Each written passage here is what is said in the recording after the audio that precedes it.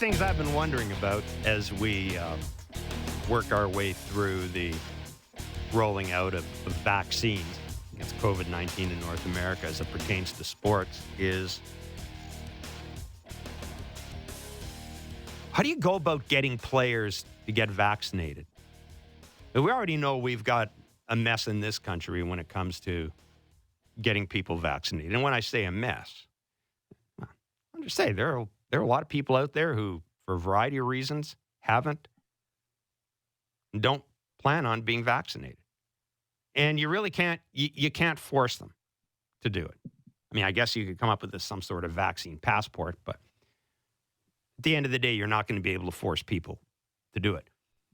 Similarly with professional sports. What do you do with athletes who don't, for whatever reason, don't want to get vaccinated? The idea that every athlete is going to line up for a jab, well, it's just not, it's not likely anymore that it's likely that everybody in society from any particular group is going to necessarily, they're all going to line up to get a vaccine. Well, we're starting to get some hints of how sports are planning this. The NBA announced a system that essentially exercises a combination of peer pressure and the desire for greater personal freedom as a means of convincing players to get vaccinated. And we've already heard players such as Andrew Wiggins said they're necessarily going to get vaccinated. Major League Baseball today, which is the final day of spring training for a lot of teams, sent out a memorandum, Richard Deitch. And this is how Major League Baseball is going to approach the issue of getting players vaccinated. They are offering to relax protocols for teams 2 weeks after they reach 85% vaccinations. Of course, Major League Baseball's memorandum says all players and staff are strongly encouraged to receive one of the approved COVID-19 vaccines where eligible. Fully vaccinated personnel, according to this memorandum, will be able to gather in hotel rooms and other indoor spaces without masks or distancing. Now, this does not comply to communal locations at the stadium, such as clubhouses. Fully vaccinated personnel can have fully vaccinated family or household members and non-vaccinated minors stay in hotels with them on the road. Vaccinated personnel who have close contact with COVID-19 personnel no longer have to quarantine as long as they do not develop symptoms. And Major League Baseball's hope, as Joel Sherman points out, is that while neither it nor the Players Association can force personnel to get a vaccine, the idea that returning to a more familiar life in and around the ballpark and on the road will serve as an encouragement for those who might be wavering. It's good that we're having this discussion now because it means we're at the point where vaccines are readily available. But I think it just kind of reinforces, doesn't it, Richard, that the exit out of this scenario is going to have to be managed. It's not a switch. And it's not a light switch where you turn it on, everybody's vaccinated, and we can all go back to hugging each other. It's not going to work that way. It's interesting because what they're trying to do, and I actually think it's a pretty interesting kind of sophisticated approach to it, is they're trying to incentivize normalcy. And the incentive, as you mentioned, Jeff, is the ability to do things that you were able to do pre-COVID, including not wearing masks, I know, while exercising, playing cards on airplanes, I saw, eating at restaurants. So if they get the threshold for each team, which I believe is 85% of what they're calling tier one individuals, which must be the cohorts, people who travel with each other all the time. I think that's, you know this, Jeff, like you can't get everybody in an organization to agree on anything for the most part. So I think you have to be smart and to try to get to a certain number, which is a reasonable number where, you vaccinate as many people as you can, and then you handle in real time if you happen to have a COVID case for somebody who opted not to be vaccinated. So I think this is pretty smart by Major League Baseball, and I'll be real curious to see how the players react to it. And then, of course, and I think this is the case for any sport, it will be very interesting to me, Jeff, to see how Major League Baseball reacts if they can get the 85% threshold to, what happens if they do have a case, and are the protocols the same as they were last year? Because inevitably that will happen. But I think this is, I don't know, I feel like this is kind of progressive and smart, and it incentivizes what all of us want. And that's a little bit of a return to the life we used to have. Yeah, and I think it's really the only way. It's really the only way you can go about doing this with professional athletes. And because, again, you're getting into things that are collectively bargained. There are, HIPAA laws in the states, et cetera, et cetera, et cetera. And I think you're right. You can't. I mean, there are two things. One, you can pay. Someone had thrown this idea out, but I just. You could pay athletes to do it. I mean, right. Sure. Yeah. I make 50. Andrew Wiggins, how much is it going to take for Andrew Wiggins to want to get vaccinated? That's $6 million? Box. Exactly. What are you going to pay LeBron James $15 million to do it? Exactly. And Rajon Rondo $12 million. I mean, that's fantasy world. Yeah, the only way you can do it is hope that peer pressure works, and this gets to. I like it because generally, I think when it comes to things like this, it's best handled by the players.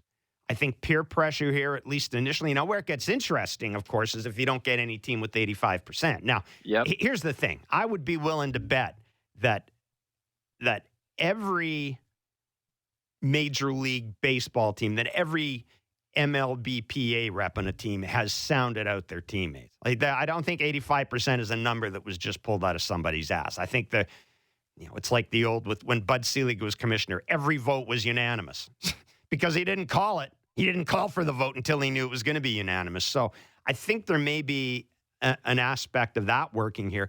But it does get interesting if you run into a team that doesn't hit that 85% threshold.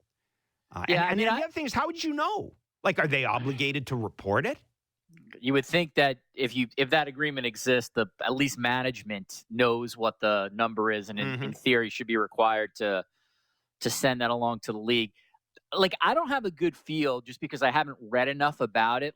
If Major League Baseball has a vocal, not even majority, has a vocal group of players who have said they will not take a vaccine or they're reticent to take it. So it strikes me that 85% level is doable. Got to keep in mind, these guys, they trust athletic trainers with their bodies. They trust people in the sport with their most important commodity, which essentially is themselves, is their body.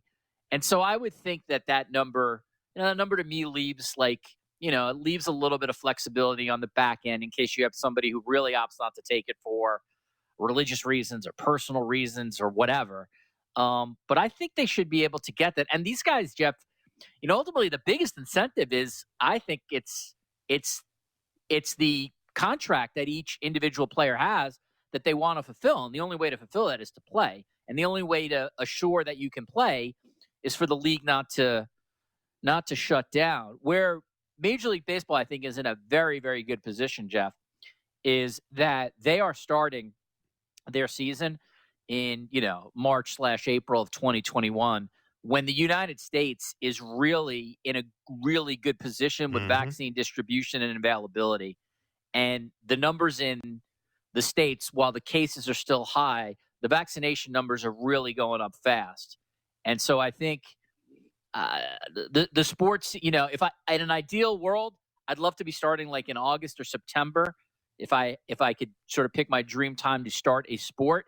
But I think MLB is starting at a particularly very good place right now, given where the states are. And obviously the only team that's really an X factor, ironically enough, is the team that's in our market, because, Canada, as you mentioned, is nowhere near where the states are. And I guess, Jeff, that even if the sort of play this thought exercise out, if all the Blue Jays are vaccinated and even get to 85%, I don't know.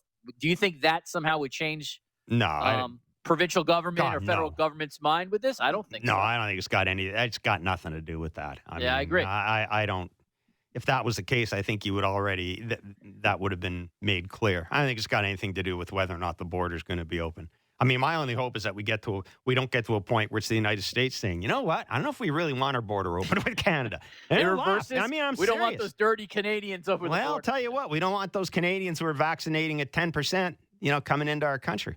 But no, I don't think the issue of whether or not the Blue Jays are going to play at the Rogers Center is I think has about 0% to do with the team and how many people are vaccinated. I think it's got way more to do with society in general. Because again, I make the point that I understand that there are still people who have some sort of moral, are morally conflicted by the idea that professional sports or any sports are being played.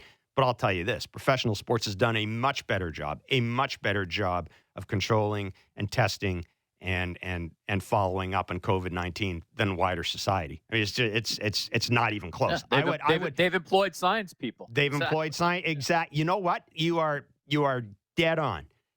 The one thing that happens with professional sport, the politics has been removed from it, right? Exactly. Bingo. You've nailed it. Science. It's all science. So, science and economics. Those are the two drivers, absolutely. Right? So science drives what you do, and what you are doing is to lead towards the economics of your sport. Had general society, Jeff, followed that in both countries, we'd be in a much better place. But every sport, by and large, has been very smart here in terms of investing the money. And obviously they could do it. They got billions of dollars investing the money in science so that they can ultimately play. And again, one of the things, Jeff, and this is actually a good thing, we've really been able to talk about stories on the field this year. The discussion about baseball has been about baseball. It hasn't been about cancellations and what kind of taxi squad you got to have because there's going to be COVID emergencies. That's a great thing.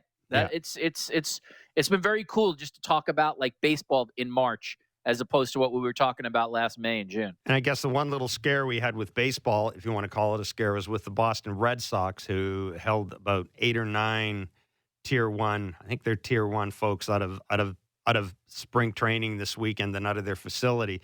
But as it turns out, it was I believe it was a negative.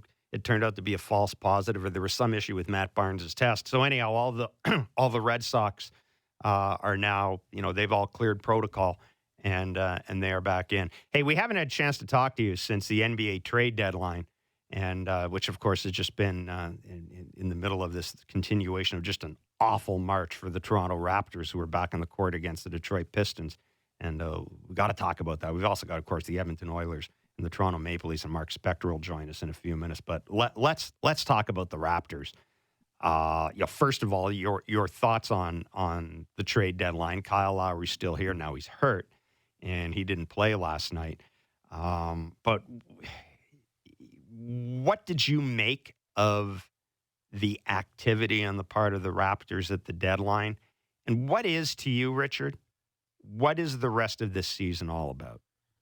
Yeah, my thought on this is changing because I'm honestly, my optimism is probably at its ebb in terms of this group and where they can ultimately go. But I heard you and Brunt last week. You guys had some interesting discussions on Norm Powell. I've certainly said it on Twitter. I wouldn't have traded him.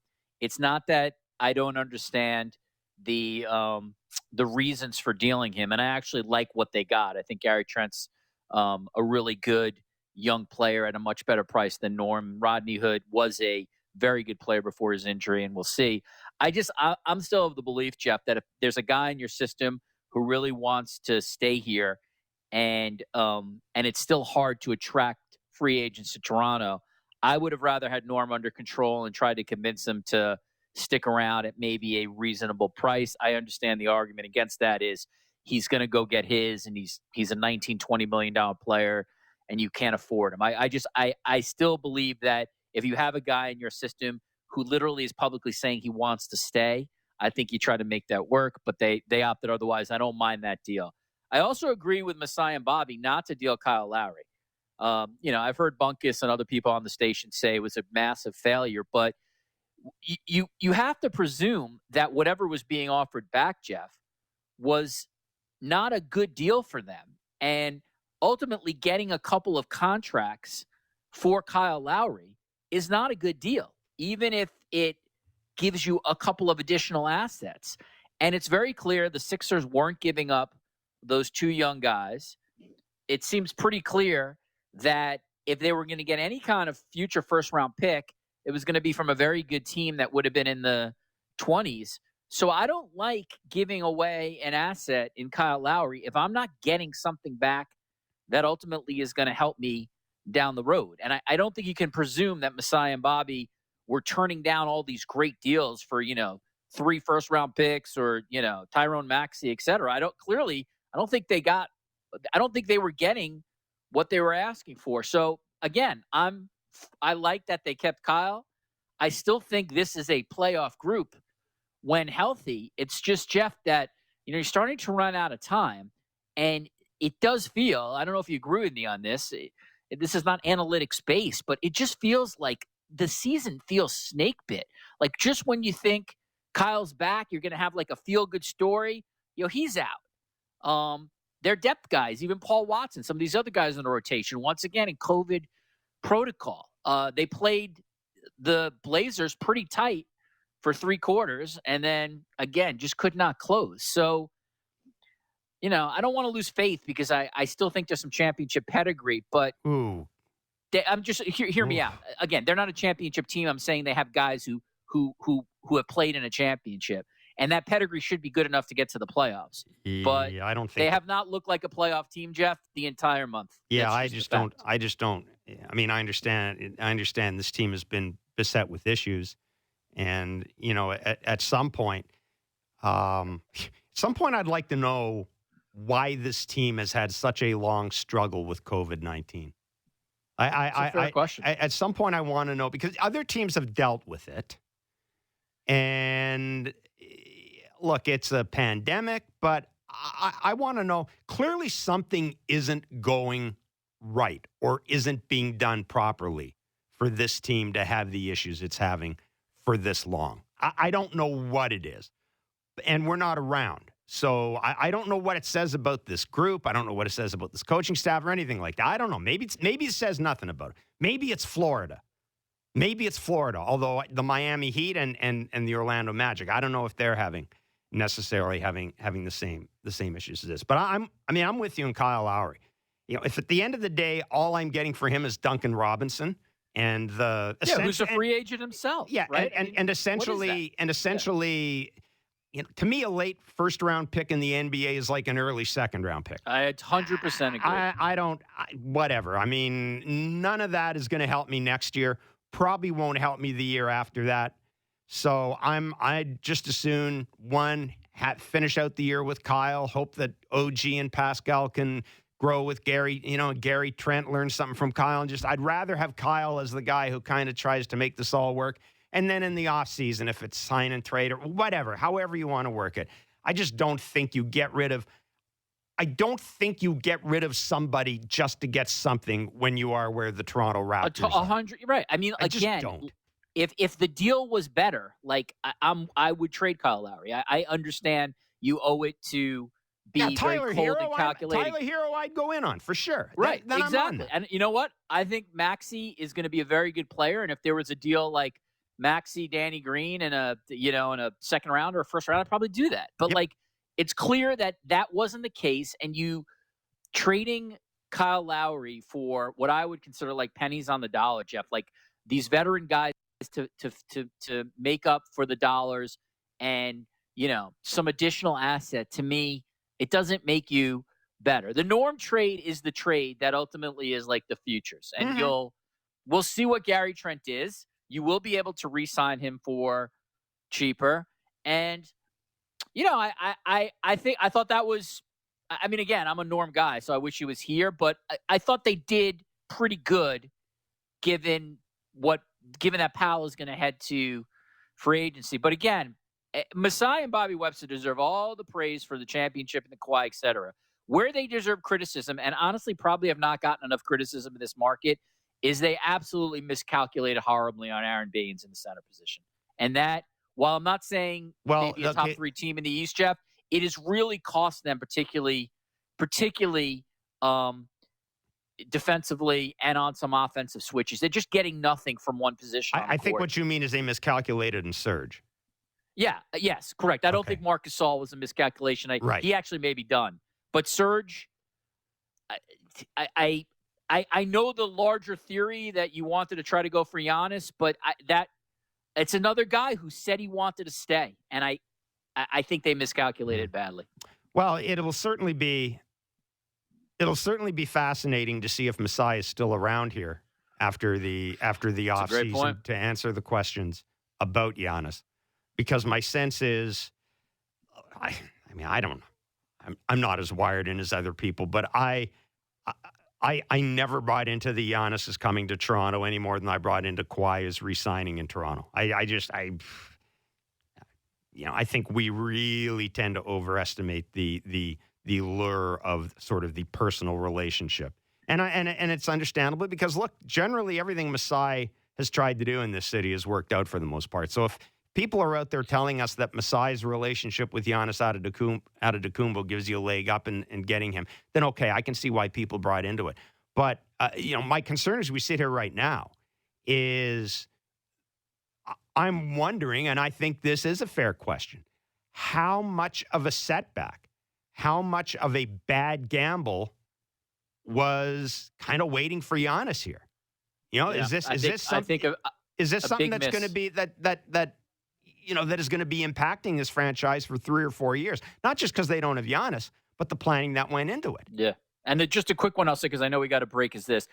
I think a ton of people in the league like Masai. He's brilliant. He's charming. He's great. But, Jeff, you know this. At the end of the day, it's a business. And Giannis or Georgie Dang, they're not coming to Toronto because they like Masai Ujiri. They look around the league and figure out what is best for their future. Relationships only go so far. And I think, and I'm probably guilty of this too, I think Raptors fans, Raptors Nation probably sometimes puts a little bit too much faith in Masai we trust. I mean, at the end of the day, like, he can only do so much, guys make their own decisions. The Toronto Maple Leafs will take on the Edmonton Oilers tonight on Sportsnet. Hey, Michael Hutchinson is in goal. Uh-oh. Ugh. We'll talk to Mark Spector about it. This is Writer's Block.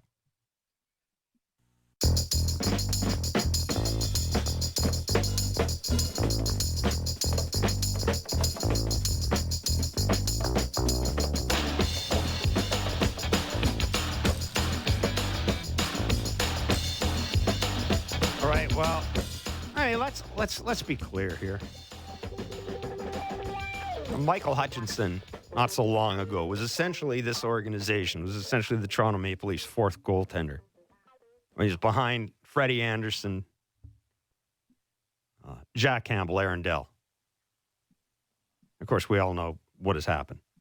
But here we are on March 29th in a game against the team that I would think, as much as how much I'm in the Jets, I think most Toronto Maple Leafs fans, if you said to them, who's going to finish in first place in this division if it isn't the Leafs? That may be a Toronto thing, but who's going to finish in first place if it isn't the Leafs? I think most people would probably say, well, the Oilers. Here we are going into that game, a game of some significance. The Toronto Maple Leafs and Michael Hutchinson's in goal tonight. Now, I understand that there's a lot of unknown about Freddie Anderson, and you can't realistically expect the Leafs to ride Jack Campbell every game until Freddie Anderson is back. And Jack Campbell himself, I mean, there has been... he hasn't been 100% healthy all year. And there will always be concerns about his health. I just find it really... I don't know what I find it. Then on March 29th, I'm watching Michael Hutchinson start a game for the Leafs. Or I'm going to be watching him start a game for the Leafs against the Edmonton Oilers. Now, we know that the Leafs have had a decent run of success against the Oilers lately. God, we're still talking about that 3-game series against the Edmonton Oilers as if it was a 1967 Stanley Cup final, because it was such a conclusive and all-encompassing 3-game performance by the Leafs, something I haven't seen for years. The Oilers, though, I got to say this, the Oilers appear to have closed whatever gap existed coming out of that particular series. Mark Spector, is Sportsnet.ca senior writer, covers the Oilers, joins us in Writer's Block. Spec, thanks for doing this. I mean, I think I'm right. If you ask the Oilers, and I wasn't around the team after that series against Toronto. We were all giddy because, well, it was the Leafs and they were winning and it was Toronto, and we all get like that. But I get the sense the Oilers right now, I mean, if you could get them all in a room, I get the sense they feel that whatever gap, I'm using in air quotes, the rest of the world thought might have existed between them and the Leafs, I get the sense that they think they may have closed it a bit. Am I right? Oh, I would say. I mean, listen, they go into the game the other night 1 point behind. There's kind of two ways to look at this thing. They go in the game on Saturday, they're 1 point behind the Leafs. They're leading 3-1 with 7 minutes left. They lose in overtime. It's fair to say that in a 4-3 win, two of the Leafs goals were absolute fluke, and the other was one of the luckier bounces you'll ever see. The Oilers could easily say we didn't get a single break. They got them all. We lost an overtime game. The other way to look at it is if they lose tonight, Jeff, they've lost 5 in a row to the Leafs. So, what do they say? They don't ask who got the breaks. They ask who got the points here. So there's kind of two sides of this thing. I'm telling you right now, knowing professional athletes, the Oilers aren't quaking in their boots and saying, oh, Toronto's so much better than we are. They're not saying that. But there's always something to it when you just can't come out of a game against a certain team without a win. If the Leafs win tonight, they're 7-1-1 against Edmonton this year. That's, there's got to be something in there, doesn't there? I think so, Mark. And which is why, how did they react after the 4-3 loss? The one thing that was pretty noticeable was just how excited the Leafs were. I mean, that comeback for them, I think, meant something, particularly given that they had stumbled in a couple of earlier games. But I think the more interesting thing is, what was it like in the Oilers dressing room afterwards, and how did they react to a game that, in all honesty, they probably should have won? Well, when you're leading with 7 minutes left and you're, a pretty good team, you feel like that's a game you got to win every time. So they blew it. They at least came back and they won the game.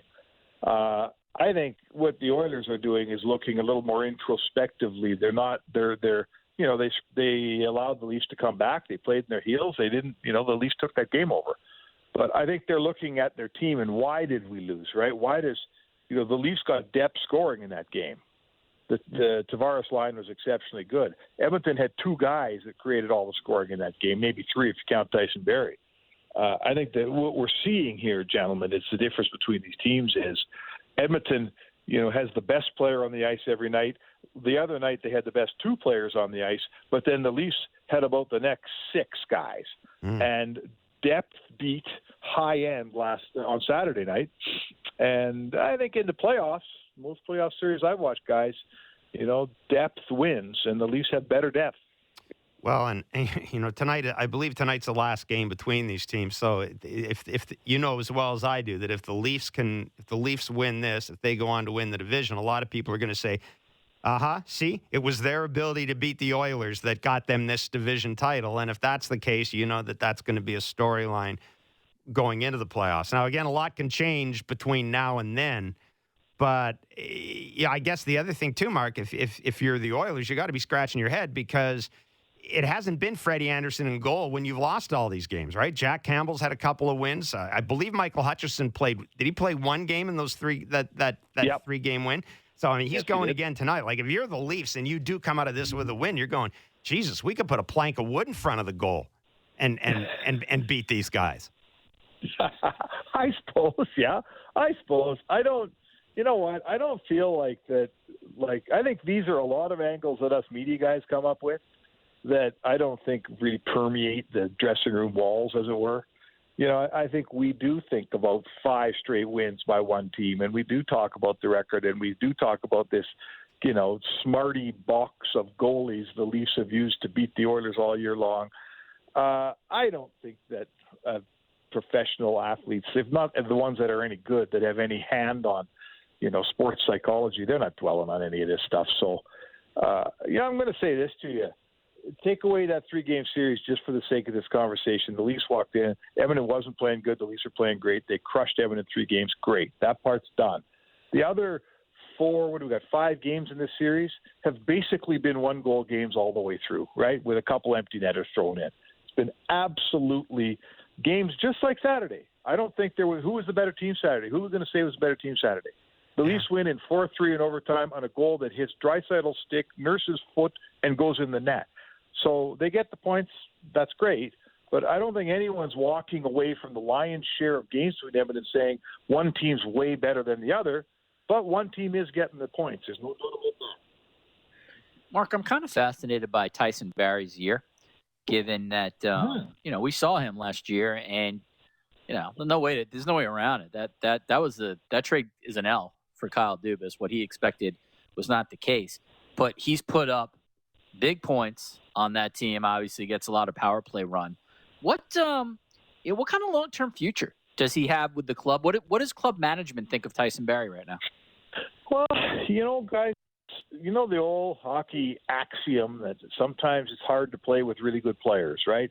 The old find wingers for Sid Crosby routine. Well, I think they've found the right defenseman to be on the ice with Draisaitl and McDavid. Now, I'm not saying he's the only guy in the league that can do it, but I'm saying he's the only guy that Edmonton has that can do it to this extent. So, this is a pretty important position, right? To have the defenseman that can follow up with those two, trailer-finding centermen, it's a pretty important position on your team. And when you find a guy that can fulfill it, I don't see any reason at all. Like, sure, he's not Jake Muzzin defensively. I get it. But, neither is Drew Doughty.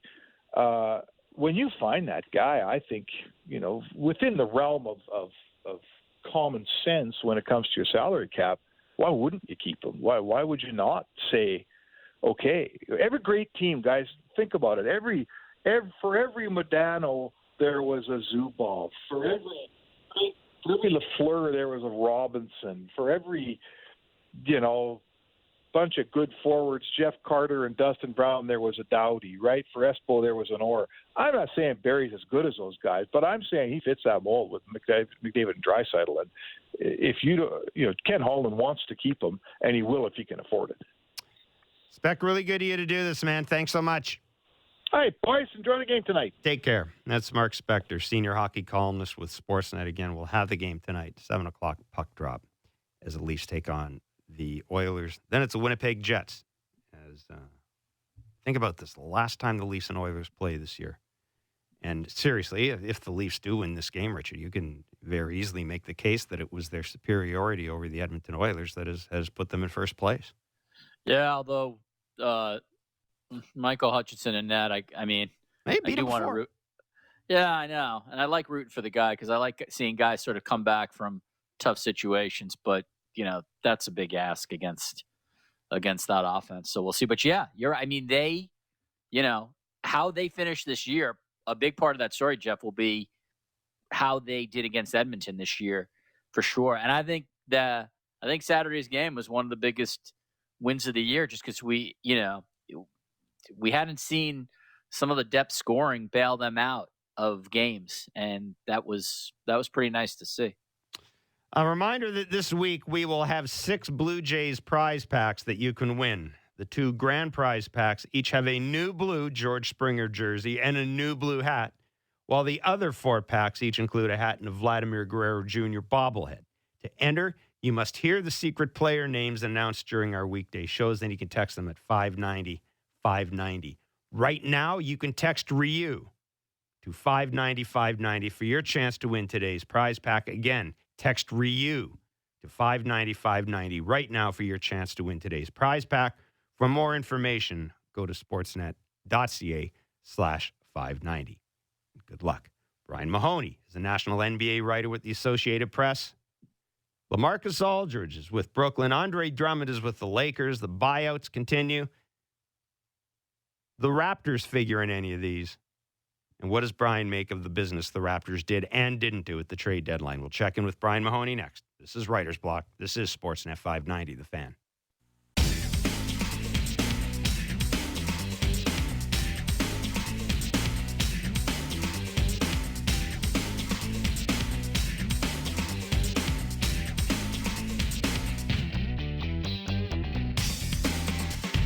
As you no doubt heard in our little break there, we will have the Raptors and Pistons tonight on Sportsnet 590 The Fan.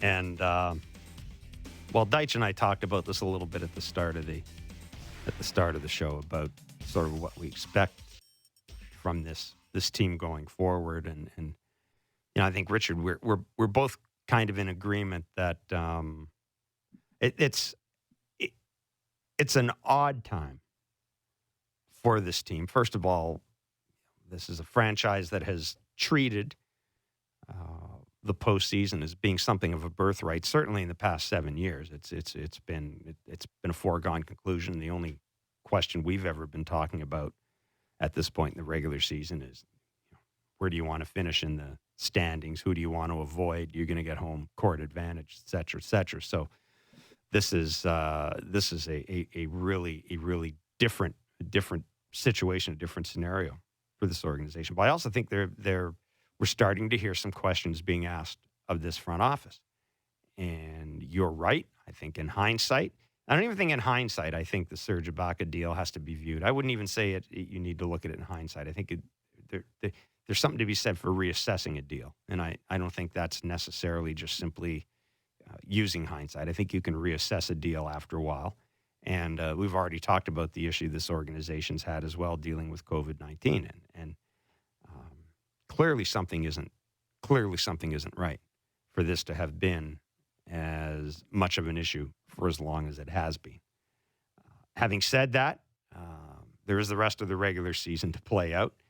It's not entirely out of the question that this team doesn't go to the postseason. There's still a chance. They're probably always going to have a chance in the East. But, man, I think a lot of us were waiting for some of the buyouts. There was some consideration. I think the Raptors were being mentioned as a possible destination for some of these larger, players like LaMarcus Aldridge or Andre Drummond. Some of these guys who might even fill a temporary need for this team. That clearly hasn't happened. And I think in the case of these players, they're looking around. LaMarcus Aldridge knows he's got a better chance in Brooklyn. And if you're Andre Drummond, why the hell wouldn't you want to hook up with the Lakers and possibly go on a postseason run? So, I think that is at least going to get some people's attention. The fact that the Raptors appear to be pretty dormant right now when it comes to the buyout market. Brian Mahoney is a national NBA writer with the Associated Press. He joins us on Writer's Block. Brian, thanks so much for doing this. I'm just gonna ask you your sort of the national view of what the Raptors did and didn't do at the NBA trade deadline. Specifically not trading Kyle Lowry. What was your view of that, and what do you think the NBA sees when it looks at the Toronto Raptors right now? Well, I think the national view was probably there was some surprise that Kyle Lowry wasn't traded. I think there was so much chatter about that, and given the way they've kind of played this year, you kind of felt like an end was coming. That said, you do have to get some value for a player of that stature, so you can't just give him away. So I guess that would be the word I would use.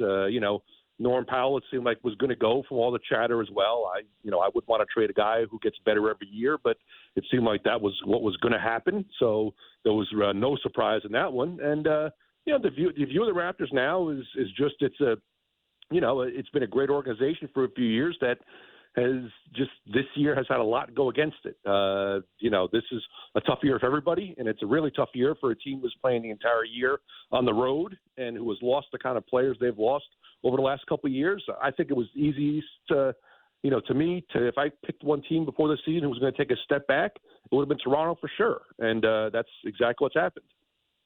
Brian, I think when you're in a city, as you know, you probably overvalue overvalue is the right word. You probably overvalue the players who are in your market a little bit because you see them every day. And particularly if they've had success, as Toronto's had, you may have a different opinion of them than the way the rest of the league does. So you're a national guy, but you're not based here.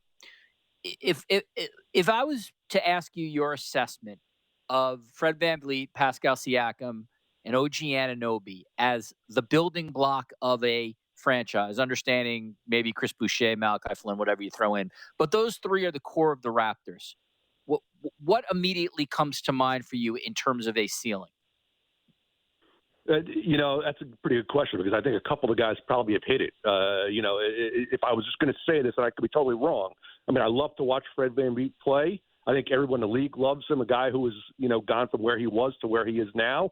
But I would think the ceiling is pretty close to where he's at this point for, his size, the kind of player he is. Siakam is the one guy I would have said, and keep going. I think I had him on my MVP ballot last year even. I thought the jump he made even from last year, once Leonard said, I said, this guy's going to keep getting better, but this has not been a good year for him. Is this just a throwaway year or is he maybe hitting his ceiling too? So, that's a pretty good question. And, you certainly never want to rule out, any guys who work hard, who have great coaching like Toronto does. But, I don't look at any of those guys right now and say for sure they're going to take one step or two steps more. Brian, of the big men who've moved so far, who do you think has the most immediate impact on his team, and who might have the most significant impact in the postseason? I'm thinking of the guys like Blake Griffin or Andre Drummond or LaMarcus Aldridge. I'm leaving aside Boogie right now, although I'm sure somebody's going to get a hold of him. But who do you think has a bigger impact long term? I assume for this season it's Drummond just because they have the biggest need for a guy right now. Obviously with Davis out and LeBron out and, Marc Gasol has, certainly not what he was even just a couple of years ago with age and health. So they really needed, I think, Drummond. I think if the Lakers didn't get that done, there was going to be some real concern. They'll be fine in the playoffs, don't get me wrong, but by the time they get to the playoffs, they could lose a lot more games with the guys they're missing right now. So he helps them for sure.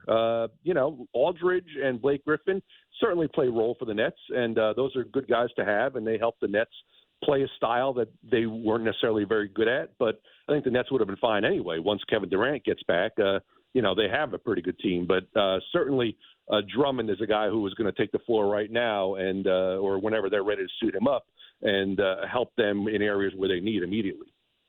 Brian, there's always going to be talk about the Lakers, particularly the defending champions. We've heard a lot about the Clippers ever since Kawhi and Paul George got together. In the East, Milwaukee has been a big story just because Giannis's commitment, and the Bucks really are sort of a get to the finals or bust kind of team. But it's interesting to me that nobody seems like nationally talks about Utah. Not many people are talking about Denver. Are there maybe Philadelphia? Are there teams outside of the sort of the obvious ones that you look at, and maybe particularly even after the deadline, that maybe are not getting as much attention as they should just because they're not these traditional blue bloods that always are talked about in the NBA? Yeah, and I think those teams you named are all, will all be right there. And they all, or certainly a couple of them got better. Denver made a great move, I think, getting Aaron Gordon. And, Milwaukee just before that getting P.J. Tucker. These teams have certainly gotten better than they were last year in the playoffs. And, the Lakers, again, they got Drummond before that. I'm not sure they were, because of the injuries they had, going to be what we thought they were going into the season when they were probably a prohibitive favorite. So I look at a lot of those teams and Utah, especially look with the best record in the league, they can do everything a team needs to do. Tremendous defense inside with Gobert. The outside shooting is incredible. When you look at the guys they have around them, you have a guy who can get baskets anytime with Mitchell. So I don't really know why people don't want to pick Utah. I guess it's probably just because of, sort of how sexy some of the names are in Los Angeles or even in Phoenix. But Utah is certainly, it's going to take an effort to beat them 4 times. They're really good. All right, before we let you run, where does Boogie end up? He's got to go to the Clippers, doesn't he? I think that'd be a nice fit there, yeah. It's certainly someone's going to take a chance. There's still game there, and he hasn't been able to show it much. And, that's certainly a spot where he can go in and play a couple minutes. Not a huge role, but other veteran guys. So I think that's worth a look for sure. Brian, really good of you to do this. Thanks, man. Thanks, guys. Take care. Brian Mahoney of the Associated Press. I don't know, Richard Boogie. Boogie I with don't the clip think he has sounds that. good. You think he's still got something left? Yeah, I think he's Boogie, man. How can you not take a shot at him? Look, all kidding aside, yeah, I think a team like the Clippers, you have to have a certain, you have to have a certain group to be able to accommodate that guy. Yeah, I agree. You know, you also have to have enough talent too that if it doesn't work out, you're still okay. Exactly. And I think the Clippers would be like, listen, the guy when he was healthy was unbelievable. I mean, you remember his days with the Kings. It was like Anthony Davis light.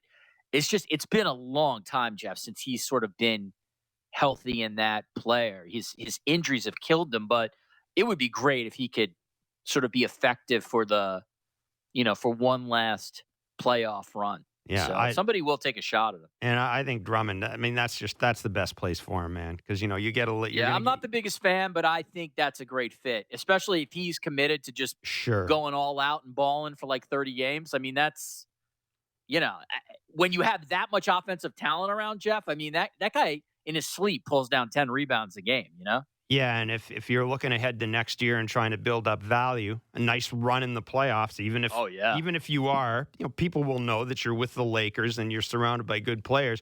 But if you're Andre Drummond and you can prove that you can contribute to a winning team, theoretically at least, that would seem to open some doors for you next year. It would seem to widen. You go from being the guy that is kind of a meh player to a guy that has contributed to a successful run. And more importantly, maybe, if he plays well with the Lakers and shows that he can play with uber-talented players, that also opens the door for the guy. Yeah, and just keep in mind for both LaMarcus Aldridge, Jeff, and Andre Drummond, there is so much talent around them. Oh. Those guys are not getting doubled. They're going to be open. Pat Tabler is one of our Blue Jays analysts on Sportsnet. The Blue Jays are just crushing the Phillies right now. Not that it matters. It's spring training, but it is the final game of the Grapefruit League season, and it's kind of a good way to go out, I guess, if you're the Toronto Blue Jays. It's like 14-7 right now, I think. I just lost the score off the screen. Pat Tabler's next. This is Writer's Block. This is Writer's Block with Jeff Blair, Stephen Brunt, and Richard Deitch on the Sportsnet Radio Network.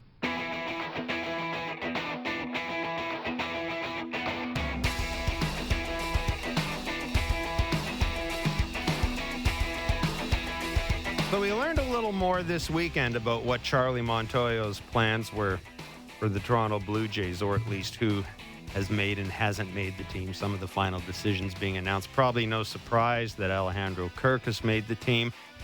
I think that became pretty obvious the second that he became Robbie Ray's personal catcher. So even though Robbie Ray won't start the season or won't make his regular turn in the rotation to start the season, Alejandro Kirkus certainly on the team. That Jonathan Davis has made it, which would suggest very strongly that George Springer will start the year on the IL. And we also know that Trent Thornton and TJ Zoik have made the team. I think we kind of we're sort of going through the process right now of just getting a handle on the very final bullpen spots for this organization.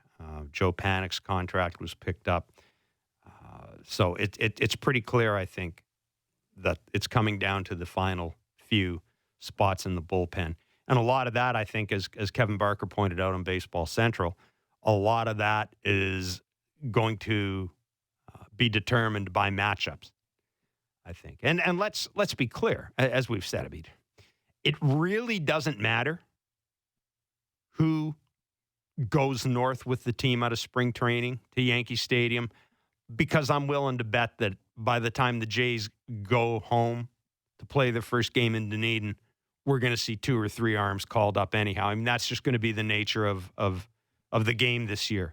There's something to keep in mind is that with the schedule going to a regular 162 games from 60 games, do the math, 102 multiplied by 9, effectively. That's how many extra innings teams are going to have to cover. We're talking a lot of innings. We're talking about around 900 innings that teams are going to have to cover with pitching And they're going to be doing it at a time where bullpens, teams are full of guys who didn't pitch more than 30 innings last year. I think one of the interesting stats I saw in this, and it was, I believe it was Bradford Doolittle, ESPN reported it. But if you look at the teams in Major League Baseball right now, and you anticipate how many innings right now will be covered by guys who threw 30 innings last year and 100 innings the year before. In other words, guys who are coming off two reasonably good years, or 130 innings over 2 years, reasonably good considering the fact we only had 60 regular season games last year. I mean, there's some real good teams. The New York Yankees have like 14% of those innings so far covered. So there are a lot of teams that are going to be asking for a lot of guys to be better and pitch more this year than they did last year or even the year before. So it's going to be a really, really delicate balancing act. We heard today, for example, the Miami Marlins. Sixto Sanchez, one of the very best young pitchers of the game, a guy who is considered to be very much one of the front runners for Rookie of the Year award. Baby Pedro, we saw him against the Blue Jays last year. He's starting out at the Miami Marlins alternate site just because that is, they think, the best way to monitor his innings, to manage his innings. So there's going to be a lot going on. There's going to be a lot going on this year. Let's bring in Pat Tabler, Blue Jays analyst on Sportsnet. The Jays, by the way, 13-7 in the top of the eighth. They are beating the Philadelphia Phillies. Their last game of the Grapefruit League season. They'll jump in the charter, go to New York after this game, have an off day tomorrow, work out Wednesday, then start the season on Thursday. So, Pat, as we sit here right now, we saw Julian Merriweather pitch today. We saw the typical Julian Merriweather, right? 97-79. We saw the power arm that this organization has been so enticed this organization from the get-go. What do you think the final decision is going to come down to for Charlie and his coaching staff? Jeff, good to join you this afternoon. I think what you just said, it's going to come down to the last arm in the bullpen. It looks like everybody else is set, doesn't it? Except for decisions with George Springer, if he's going to start the year on the IL because of his injury, which basically makes him miss the first week of the season. Wouldn't be surprised now with Robbie Ray be put on the IL because he's going to miss a start, which he would miss the first week of the season. You can't carry 26 guys and carry him knowing that he's going to miss a start. So you put him on the IL, you backdate it to today, the last 3 days of spring training, and then the 7 days, the 10, that's the first week of the season, and you carry an extra pitcher. I think those are the last decisions that they're going to make, and they'll make it after the game today. Pat, I don't know how you feel about this, but given the situation with the starting arms, do you sort of see philosophically, at least for the first couple weeks of the season, particularly the first week, would you try to go very heavy on offense? And what I mean is particularly doing something like playing Kirk over Jansen with the sort of the thought process that I probably can't shut the Yankees down, but maybe I can win 11-10, 11-9 kind of games. How do you feel about that?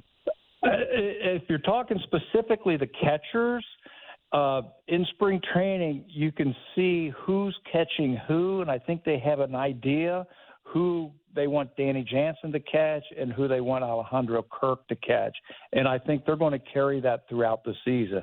I know Charlie has said he doesn't like to have certain, he's my all-time catcher kind of thing.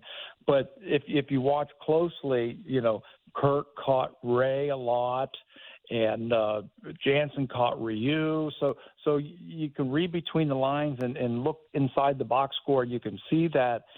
I don't believe you can outslug people. I think you need to play good defense, and I think Danny is your number one because he's so smart and he's done a great job of calling games, and he's really in sync with a lot of his pitchers. You put Kirk in there on certain days to give Danny days off. Do you DH him certain days? You could. But they've got so many bats. I'd hate to take a Rowdy Tellez out or a Randall Grichuk or somebody like that to DH Alejandro Kirk. I would leave him in there with the pitchers that he's working with. So to answer your question, I would rather put my best defensive team out there right now. You've got plenty of offense. You can worry about that later, but you need some run prevention and you need some good game calling behind the dish. That's where I would go. I mean, I'm just going to mention this right now. This is a little bit of breaking news that our friend Evan Grant, the Dallas Morning News, sent out. And Pat, it's Jays fans. It will bring a chuckle to the face of Jays fans.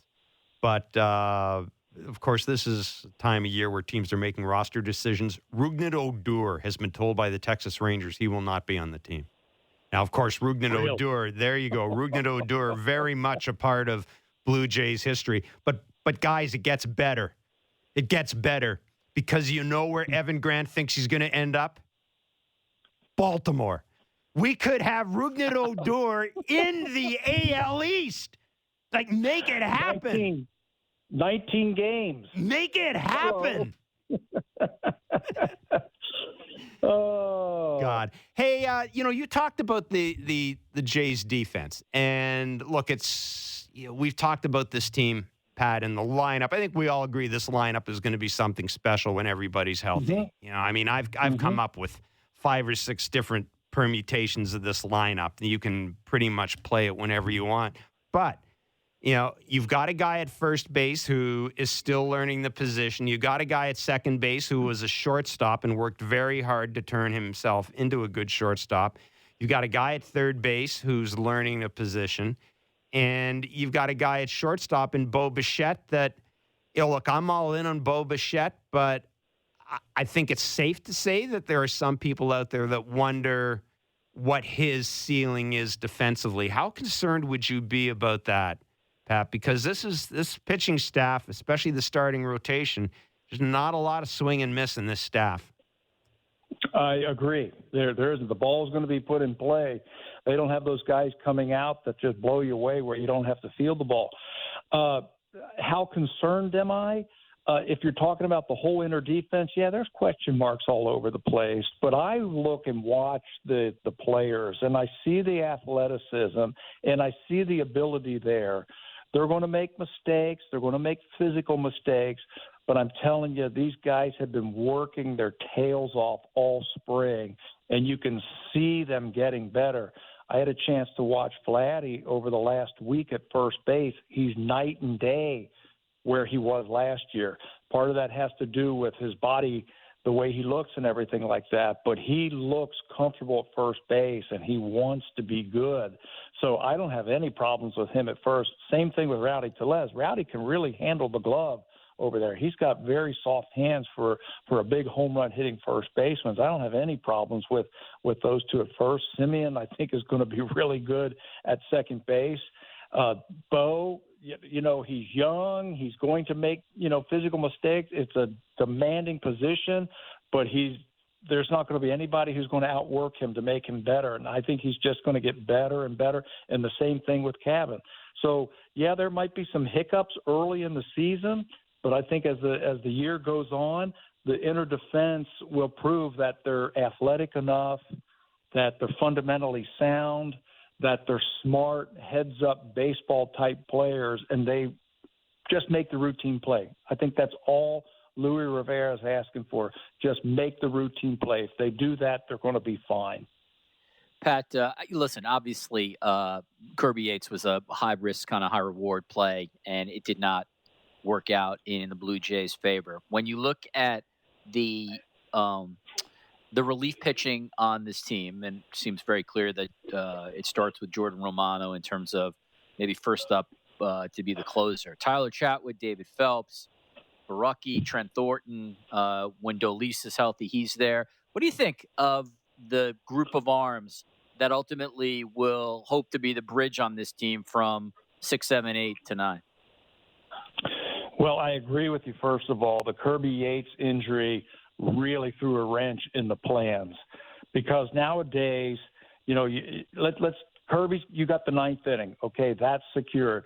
My starting pitcher, if he pitches to his capabilities, he'll give you 5-6 innings on a really good day, 7 innings, okay? But let's say they average 6 innings from their starter, and you've got Kirby in the 9th. Now you're only dealing with 2 innings out of the bullpen, the 7th and the 8th inning. And as a manager, you can say, okay, we got the bottom of the lineup coming up. I want this pitcher. We got a tie ball game. We've got 2, 3, 4 coming up with New York. I want this pitcher in there in this inning. You can really match up, and that's where analytics really come into play right there. They can actually look at those analytics and say, this is the type of pitcher we have. The batter we're facing has trouble with these types of pitches, and that's the matchups that we want. With Yates now out of the 9th inning, you don't really have that go-to guy, okay? And I'll tell you why. Because I think the Blue Jays are going to play it. They're going to look at now matchups from when that starter leaves till the end of the game. You don't have that automatic guy in the 9th inning. And I think, let's take Jordan Romano for an example. We're facing the Yankees on opening day. We have a 2-run or a 1-run lead in the 8th inning. And you've got DJ LeMahieu coming up, Aaron Judge, and Giancarlo Stanton. I want Jordan Romano to face them in the 8th inning. I'm not saving him for the 9th inning to face, 6, 7, and 8. I want him to face those guys because the ball game is on the line right there.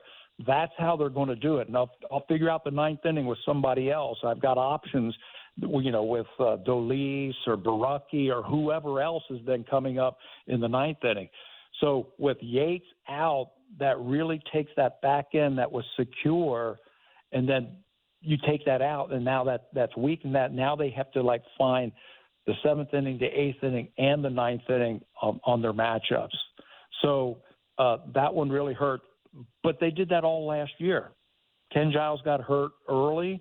They didn't have a true closer, and they just went matchups whenever the starter left the ball game. So I think they're going to do the exact same thing, and they've got a lot of arms to choose from.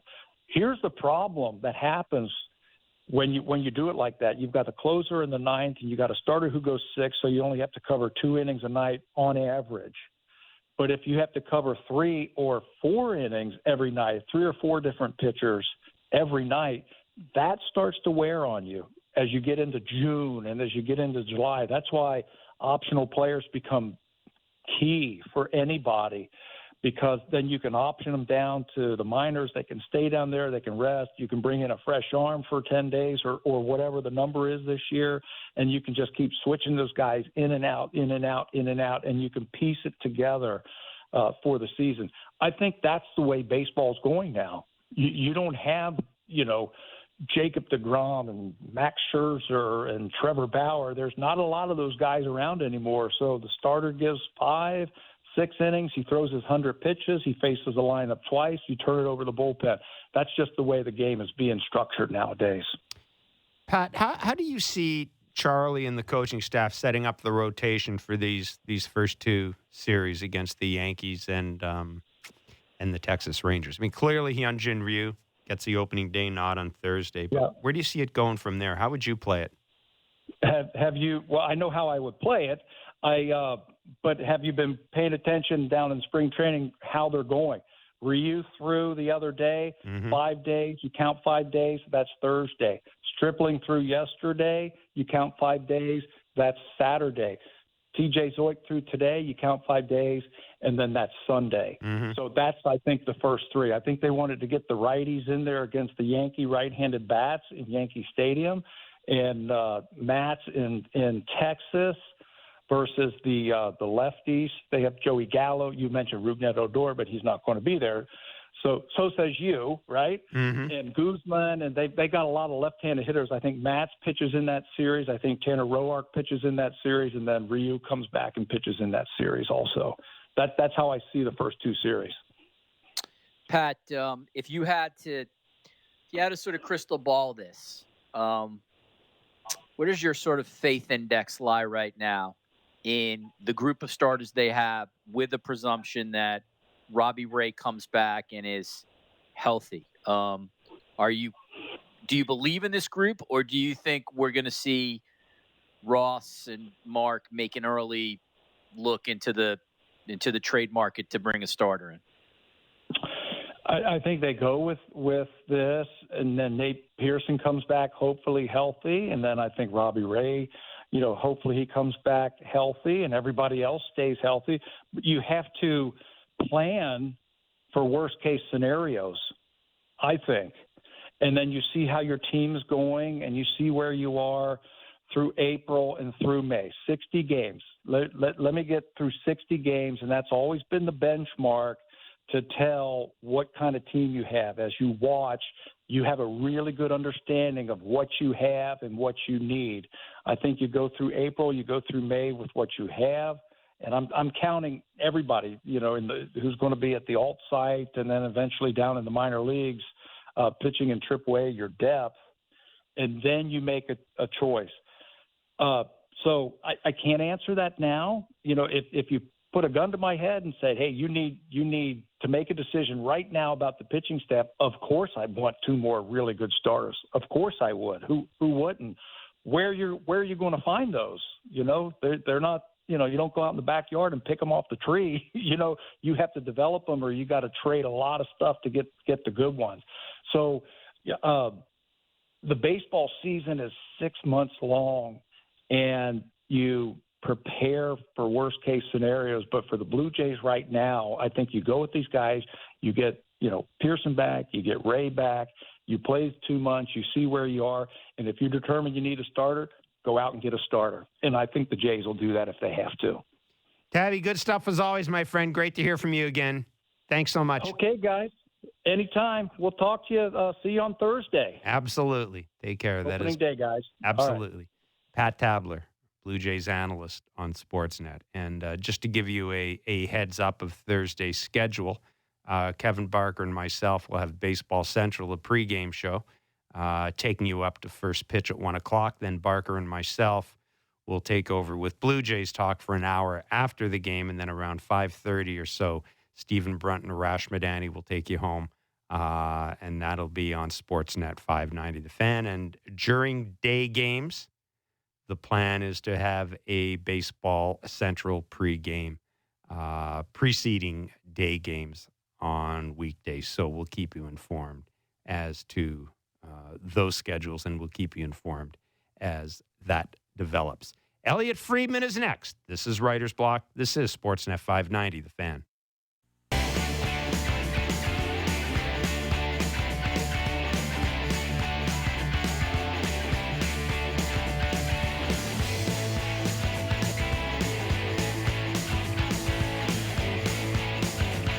Let's face it, the only thing that could make me happier today, Deitch, is if Buck Showalter was still managing the Baltimore Orioles and they were bringing in Rougned Odor. I'll tell you, the Blue Jays cannot. I can't wait to get him back at the Rogers Center. I just the notion that Rougned Odor may end up in the Baltimore Orioles uniform is so. The possibilities are. Remarkable. I will say this. I think any player with any track record who's let go this year could end up with the Orioles. The Orioles could set a record this year for running players through because they stink.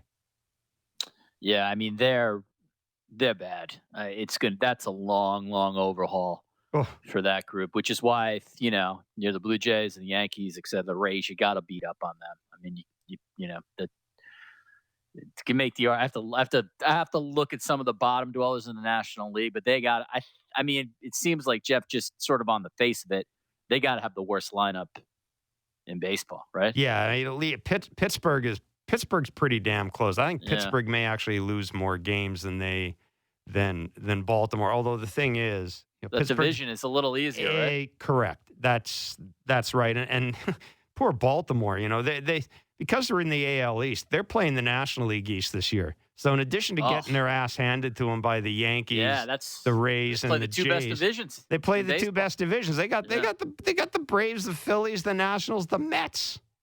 Oof.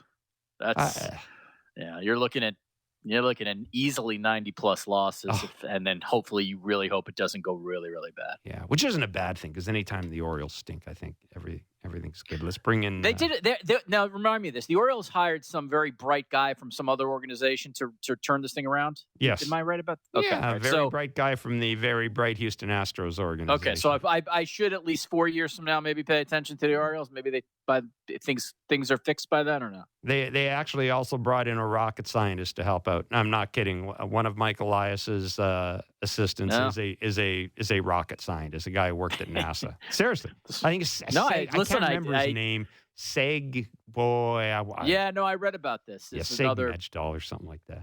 Right. And again, listen, that organization, for those of us of a certain age, obviously, Jeff, I'm a little younger than you, but I know about, like, the Orioles were the gold standard, right, in the 70s. And, It's amazing what's happened to them. But, they were just churning out year after year, like, the best pitchers, the Oriole way. I mean, man, it is like they have fallen on hard times. Yeah. Let's bring in Elliot Friedman.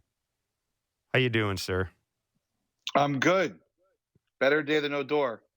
Well, better than Michael Hutchinson. How on March 29th is Michael Hutchinson starting games? I'm only kidding. I understand. We all know where the Leafs are with their goaltending. But are you at all? I mean, the comments from Sheldon Keefe about Jack Campbell kind of left me scratching my head. Like, essentially, is he basically telling us they have two unhealthy goalies?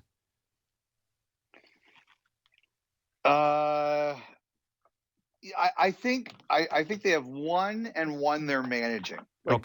That's what it says to me. Like, don't forget, like they had Oilers Saturday, they have Oilers tonight, and they have Winnipeg Wednesday, and they have Winnipeg Friday, right? So, right.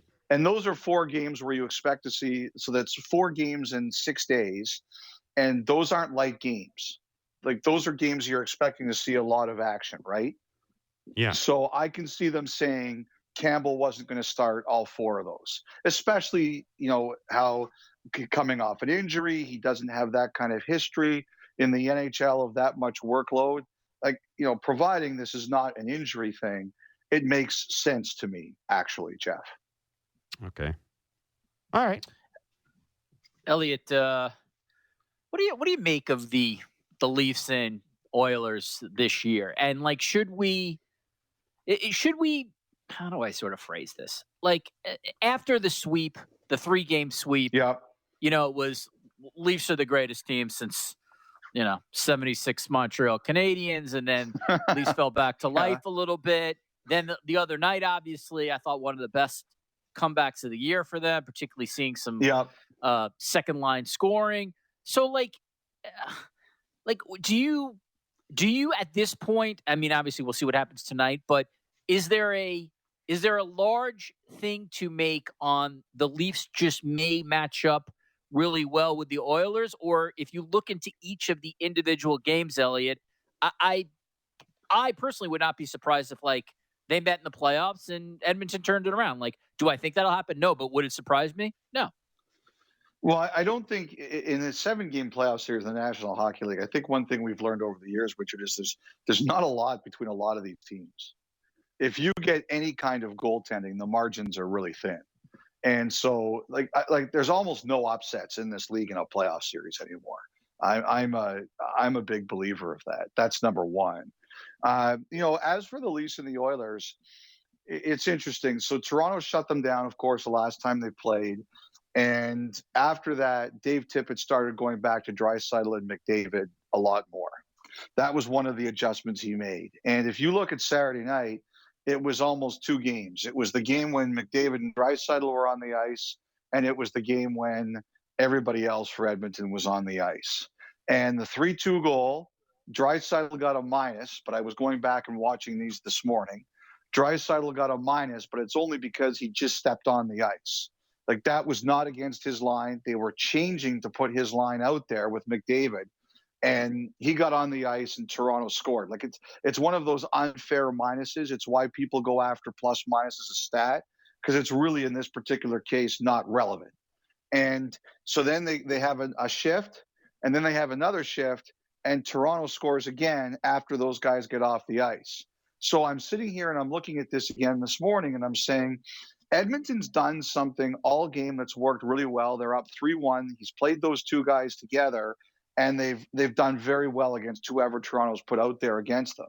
And then at the end of the game, do you keep doing the same thing that's got you winning, or do you split them up so you have a better chance of having one of them on the ice all the time? Well, that game, Tippett was working all night long, which I don't have any problem with. I think it's actually a pretty smart idea, and it blew up in his face. So I think I'm curious to see if tonight follows that sort of landscape, Richard. Is there one game when it's 97-29? And is it one game for Edmonton when it's everybody else? Because when you're the Oilers, that's important. Like, you've got these two nuclear weapons. Can everybody else tread water? And it happened on Saturday night until the last 5 minutes of the game. Elliot, what is Alex Galchenyuk in the process of doing right now? Well, at least making us all think, right? Mm-hmm.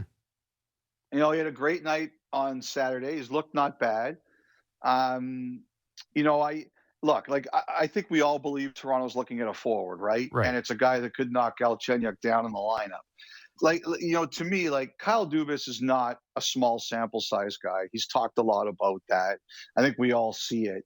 Is Galchenyuk having a good week going to change anything? I would say probably not. But at least they know now that in a pinch, at least in the short term, you've got a guy here who can play. That's kind of the way I look at it right now, Jeff. Elliot, the Sabres are obviously open for business, and rightfully so. What do you think is realistic in terms of, one, who ultimately departs, and two, what kind of assets you might have to pay to get one of the players? Well, it depends on if you're I don't think Eichel's getting traded now, but obviously that would be off the charts. I would be surprised if they moved Rasmus Dahlin, who was the number one pick a few years ago, and that would be off the charts. Hall, last week I was doing my regular, I do a hit in Buffalo on Thursday mornings, and I said I thought it would be tough to get a first rounder for him if absent a bidding war, and that set off like a firestorm. And it's not really a shot at Hall as much as it is that I think that the rental market's going to be really tough this year. And I think you're going to see a lot of teams holding on to first rounders because with the cap going nowhere, you're going to need talented players on their entry-level deals to be successful for you. So, I actually thought they did not bad with Stahl. A third and a fifth was actually more than I thought they would get for trading for dealing him. Then was actually more than I thought they would get. So I thought, but Montreal has a lot of extra picks, so they could afford to do it. And I thought Buffalo did a nice job of dealing with that. But generally, I think in the rental market, I think it's going to be guys like Montour. It's going to be tougher. I think that the interesting guy is going to be Reinhart. He's got another year until he's a UFA. I think he's played really hard there, but to me, he looks shell-shocked. That's a guy who could really use a new opportunity. And I think they could get something for him. But the problem this year is that the money is so tight, Richard, and it's such a buyer's market. It's not easy to deal guys like that from a team selling perspective. How much of a concern do you think the Columbus Blue Jackets have right now with Patrick Laine? Are you asking me about how much I'm concerned about them, or how much they might actually be concerned about?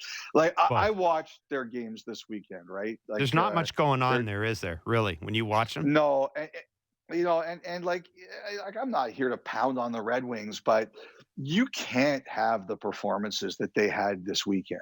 Mm-hmm. Those were low energy, no show games. If you're going to lose to Detroit back-to-back on this right now, and you're battling for the playoffs, you've got to lose because, it's a high energy game where they just beat you fair and square, or, their goalie stands on the head and beats you that way. Detroit played harder in the two games. They were the more engaged, energized team. I had to tell you, Jarmo Kekalainen's really stood up in defense of John Tortorella, and I don't believe this is purely a John Tortorella problem. I think when you have games like you had this past weekend, you can't blame the coach for those. But like again today, I was chatting with a couple guys while I was writing this morning. Like you're almost waking up on Monday morning thinking, okay, here comes the announcement, and it doesn't come, and you don't know whether you're more surprised or you're more impressed because the team is saying this is not our coach's fault. Like I know Lions got one goal in 16 games, and you're paid to score, and you have to do that. That overall team, though, on the weekend, there were a lot of guys who, like, it just wasn't acceptable. Those are 4 points you have to have, and you got 0. And it's much bigger than the coach, and it's much bigger than the guy who should be your highest scoring winger. They have to accept their share of the blame, but it's much bigger than the two of them.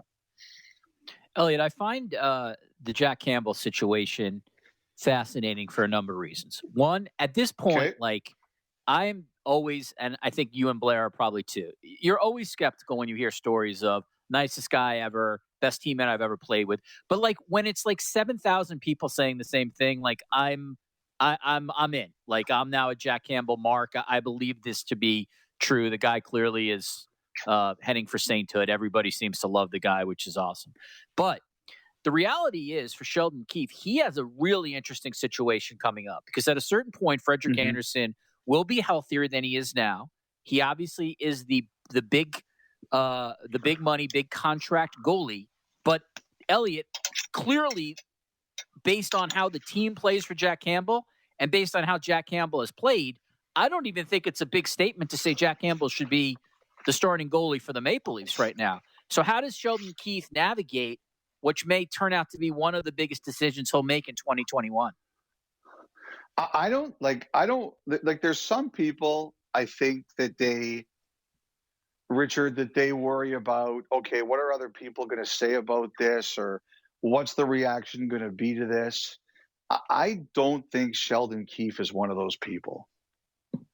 Like the one thing that I would feel very comfortable about if I was the Maple Leafs is that Sheldon Keefe is going to make the call that he thinks is right and just man the torpedoes, and I'll deal with the consequences. And I think that's the way you have to be. I think right now, I think you're right. I think it's Jack Campbell's net. I mean, we've got this shroud of mystery around Frederick Anderson. Nobody really knows what's kind of going on here right now. That makes his decision easier. But if they were both healthy right now and they were playing the way they've been playing, I have no doubt that Keefe would be going with Campbell. None. Now, so I don't worry about that with him. I think he's secure enough in his own skin and secure enough in his own decision making that he will make the call he believes is right, and he'll just handle whatever comes out of it. And that doesn't mean that Anderson won't have an opportunity to regain the job, providing he's healthy enough to do it. But I believe if everything was healthy and all things were equal tonight, Jack Campbell would be his goalie, and Sheldon Keefe would say, "This is my call, and if you don't like it, it's my call." Freach, good stuff as always, man. And I should point out, by the way, the 31 Thoughts is up on the website today, so that's good. Give it a little extra breathing room. You know what? I got a game tonight. I'm working Edmonton, Toronto. Yes. So I actually had to do extra work on a Monday, Jeff. It's all right. I feel I've been unfairly dealt with today. Well, I'm sure there will be a nice adjustment in your pay pack accordingly as a result of that. Freach, 15 seconds. We know you're a big basketball guy. Kyle Lowry. Yeah. Would you have dealt him or not, given what you know about the deals coming back? Only if he wanted to go. There you go. Okay. Thank you.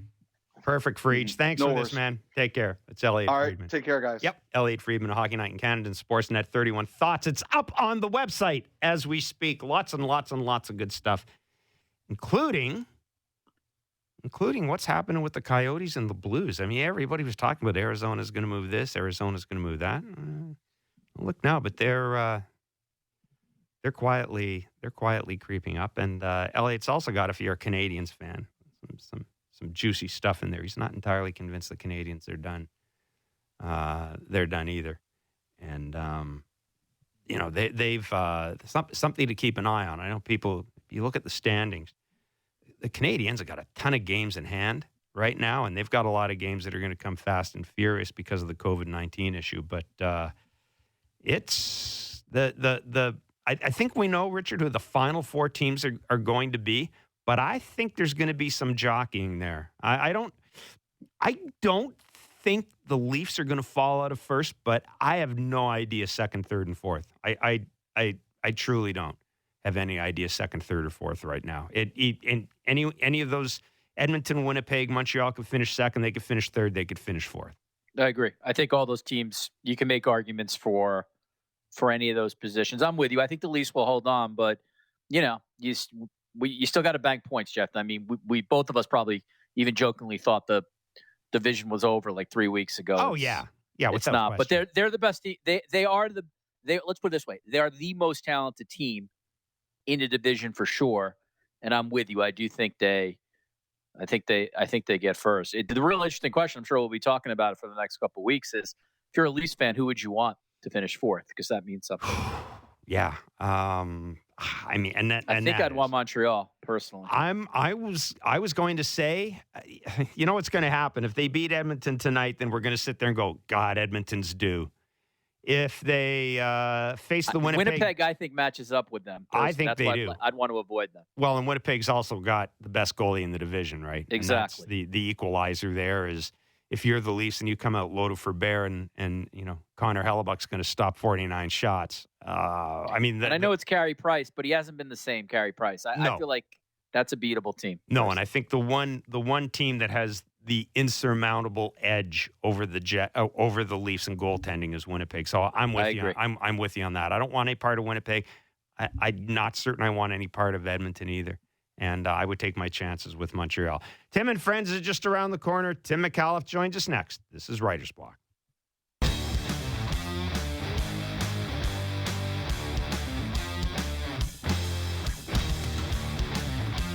There you go, Richard Deitch. 16 wins for your Toronto Blue Jays. Nice spring training. Grapefruit League season. None of them matter, of course, but there you go. If you are interested, that is the most in the majors. I do believe. I don't know how many teams are playing tonight, or today. But there you go. The Jays have finished the Grapefruit League portion of their schedule. They will jump in a charter. They will fly to the Bronx today. They'll enjoy an off day in New York tomorrow. And they'll work out Wednesday, and then Thursday they will play their opener against the New York Yankees. And I guess hopefully we'll know at some point today the final composition of the Blue Jays roster. I know TJ Zoik has been told he had the team made, which isn't a complete surprise. I guess the Jays they'll have to make some paper moves they'll have to make some paper moves to get George Springer and Robbie Ray on whatever list they're going on. Do you know, Jeff, have the Yankees announced who is the second game starter? Obviously, Garrett Cole is. Yes, they are going with Kluber and Herman. Okay, interesting. And then they will keep Jameson Taillon back, and I think he is going to start. I think Aaron Boone said he's going to start the next series, but right now they're Boy, Kluber is such a big key for that team. I'll tell you, man. I don't think they win the East. I think that not unless Kluber has a good year. Well, they don't have Zach Britton. They don't have Justin Wilson. I know. We'll see what happens with Aaron Judge and health. Judge is apparently it was just the flu. It sounds very much reading between the lines as if there was some. Do we have Tim McAuliffe, by the way? We don't. Okay, it sounds very much reading between the lines as if there were rumors out there. And I mean out there in air quotes in New York that Aaron Judge, that it might have been a COVID issue because a lot of people were surprised. He came out on Friday, talked about how he was in great shape, never felt better, looking forward to the start of the year, et cetera, et cetera. And then he didn't play in the last 3 games of the Grapefruit League season. And then, of course, there was, as sometimes happens, Aaron Boone and Brian Cashman had to cancel their media availabilities today or postpone them. So a lot of people started to wonder. as to the health of Aaron Judge, but we're told now he was literally under the weather. It was the flu. He's gone through COVID protocols. There's nothing there. But I think the Rays are going to be the best team in the East this year. I really do. The Yankees, they've got a great lineup, but man, they got a bunch of guys who get hurt. I'm not feeling it with them this year. I'm really not. Pitch, not a big statement, but that team comes down to pitching and yes, without question. What they'll get out of that. Listen, to you underrate the Jays at your own peril. I will say, Jeff, that they did lose. They lost significantly in starting pitching, and I'll be curious to see how their starters are this year. Yeah, I think that is going to be Chris Archer, Rich Hill. I'm not saying I think they're interesting plays, but we'll see. Yeah, and one thing about the Rays, they've got something sitting there in the bank that we don't know about. Maybe I don't know. Maybe they have a 3-arm pitcher or something like that we haven't seen. Mr. Deitch, we'll be back tomorrow. Thank you for doing this. Baseball Central tomorrow from 2 to 3. Writer's Block from 3 to 5. Tim and Friends is next.